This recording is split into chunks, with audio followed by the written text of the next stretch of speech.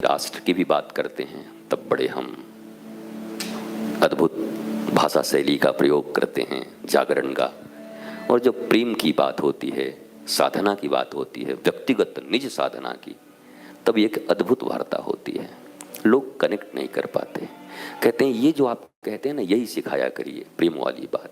ये तो बात सही है, हम यही सिखाएं, पर सोमनाथ के मंदिर और बहुत सारी संस्कृति को बचाने के लिए हमें तैयार भी रहना होता है, जागरण भी रखना होता है।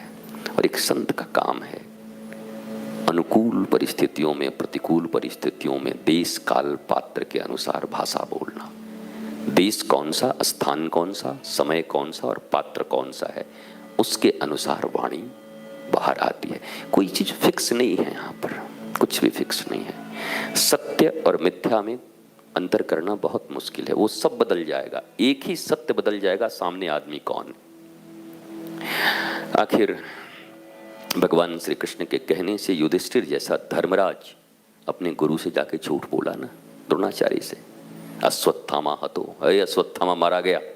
अब बताओ, गुरु से झूठ बोली आए, थोड़े घबरा रहे थे, हम कैसे झूठ बोलें। भगवान ने कहा रामो विग्रहवान धर्म, धर्म में खड़ा हूं, पृथ्वी पर इसलिए आया हूं कि धर्म की स्थापना करने के लिए। तू मुझे मत सिखा, धर्मराज बना हुआ है, मैं धर्म की मूर्ति हूं, धर्म विग्रह हूं। और अभी उसका विनाश करने के लिए, अधर्म का विनाश करने के लिए और धर्म की स्थापना करने के लिए, चूंकि वो दुर्योधन के साथ खड़े हैं, अधर्म के साथ खड़े हैं, अधर्म का विस्तार करेंगे पूरी दुनिया में, लाखों करोड़ों लोग इनके आताताई आचार और विचारों से परेशान रहेंगे। इसलिए हे युधिष्ठिर, अभी का सत्य यही है कि जाके बोलो कि तेरा पुत्र मारा गया। तो उसमें भी थोड़ा वो लगा ही रही है कि महाराज हम पूरा तो नहीं बोलेंगे, जाके बोलेंगे नरो व कुंजरो, आदमी मरा है कि हाथी हमको पता नहीं है। भगवान बोले तू इतना कर तो बाकी काम मैं कर दूंगा। वो जाके बोले अश्वत्थामा हतो, सोई भगवान ने 500 बैंड बाजा वालों को पहले से बुलवा के रखा हुआ था। जैसे बोले अश्वत्थामा हतो, अब वो नरो व कुंजरो बोलता तो पु पु पु पु पु पु पु। बाकी द्रोणाचार्य को सुनाई नहीं पड़ा, बेचारे धराशायी हो गए वहीं पर। ठाकुर ने कहा आधा झूठ तू बोला, आधा हम काम कर देंगे, चिंता मत कर, मैं खड़ा हूं कृष्ण। तो झूठ और सत्य का निर्धारण करना बहुत कठिन है, क्या झूठ है क्या सत्य है। अस्तित्व, एग्जिस्टेंस के पोषण के लिए, एग्जिस्टेंस की रक्षा के लिए, अस्तित्व की रक्षा के लिए, धर्म की रक्षा के लिए, मानवता की रक्षा के लिए, प्रेम की रक्षा के लिए जो कुछ भी बोला जाए, किया जाए, वही सत्य है। और इनका विनाश हो रहा हो तो भले ही आप महान बन के सत्य बोलने जा रहे हो, आप संहार ला रहे हैं। सत्य संहार नहीं लाता, सत्य विस्तार लाता है, सत्य संरक्षण लाता है। यही सत्य की परिभाषा है। कहीं आप मुझसे झूठ बोले, आप मुझसे झूठ बोले। अरे आप लोग, आप देखो इस समाज में अचानक किसी का जवान बेटा मर जाता है, मृत्यु हो गई, कभी बताते हैं माँ को? तुरंत नहीं बताते, तबीयत खराब है चलो। टेलीग्राम कैसे आते थे?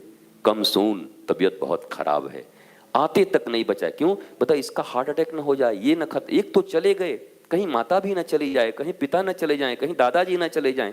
अब वो सत्य है कि झूठ है? वहां पर सत्य है वही, क्योंकि एक जीवन की रक्षा करनी है। एक जीवन तो विदा हो गया, एक जीवन जो पृथ्वी पर है उसकी रक्षा करने के लिए उस समय जो बोला जा रहा है वही धर्म है और वही सत्य है। इसलिए सत्य और धर्म का निर्धारण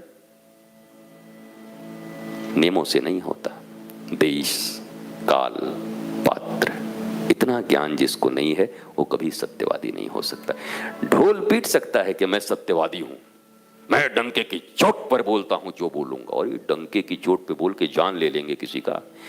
डंके की चोट पे नहीं, नगाड़े की चोट पे बोलो, पर 2-4 लोगों को बचाओ, तब तुम्हारा नगाड़ा का चोट समझे।